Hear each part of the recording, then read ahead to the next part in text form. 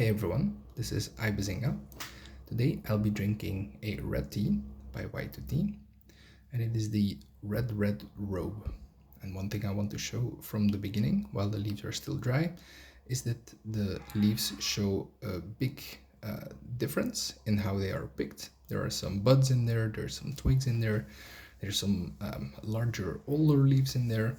And while I brew this tea, it will become clear why that's the case. So let's get this going. I'll start off with 90 degrees, and in later steeps I'll adjust to boiling.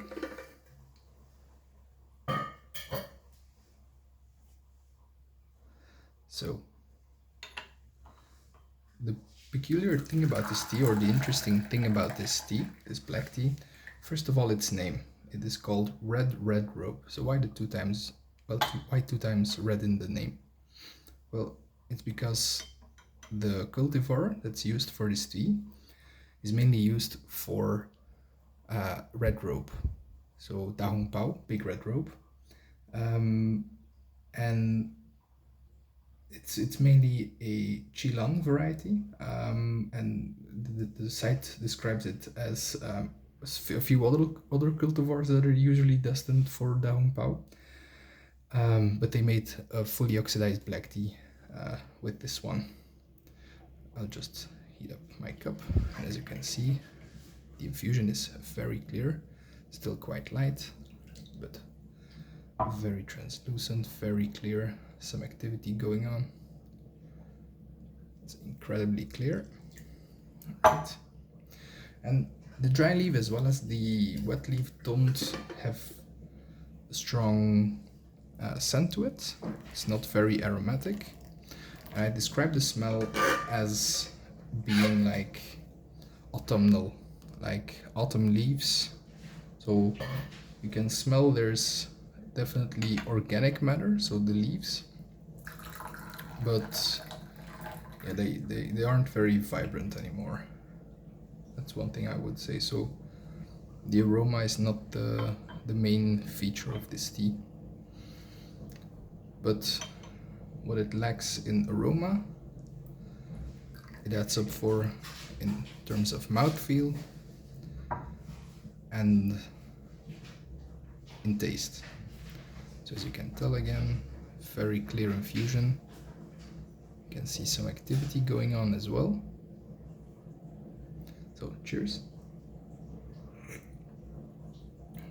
Yeah, a very smooth mouthfeel. A little thick, like medium thick, but I get that with most black teas. And you know, I can already say that in the later infusions, so let's say infusion 6, 7, 8, there's something special about this tea, and I think it's got mainly to do with it being a Oolong cultivar, and it is that in the later infusions I get like a hint of like herbs, and like when you drink a Fujuan, so the Fu brick tea, I get that same specific aftertaste you get when swallowing the Fujuan tea, and that's really the main interesting thing about this tea. But yeah, other than that, to be honest, it's a black tea made from a Oolong cultivar. It's great. It's smooth, it's easy drinking, it's not overly complex. It's complex in as far as black tea made from Oolong cultivar goes, I guess. I've had some other teas that were made from Oolong cultivars, but that were made in Taiwan. This is mainland China, in Fujian. But yeah, just overall a very nice tea to pick up. And it's interesting, you know. It's flavorful. It's not so aromatic. It has some astringency to it, as do most black teas. This one is great to pick up. yeah, and that's where I will cut it short for today. Not a long video, but to be honest, not that much to say. The first infusion can be equally as good and as strong as the 5th or 6th infusion, and after that it will drop a little, so I will change to boiling, and this tea will have will yield about 9 or 10 strong brews. So I'll just make one more infusion.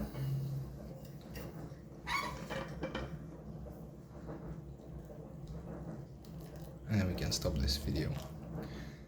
So let me know if you like this video, give it a thumbs up, subscribe if you like, if you want more tea videos,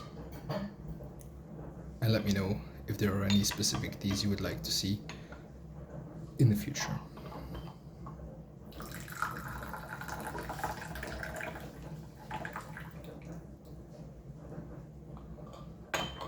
So, cheers everyone, and have a nice day.